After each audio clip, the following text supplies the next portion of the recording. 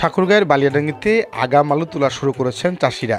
উপজেলার ভানোর ও বড় পলাশবাড় ইউনিয়নের বিভিন্ন গ্রামে এমন দৃশ্য লক্ষ্য করা গেছে।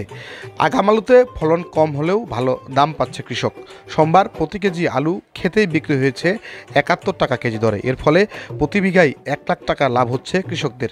এতে খুশি আলু চাষিরা।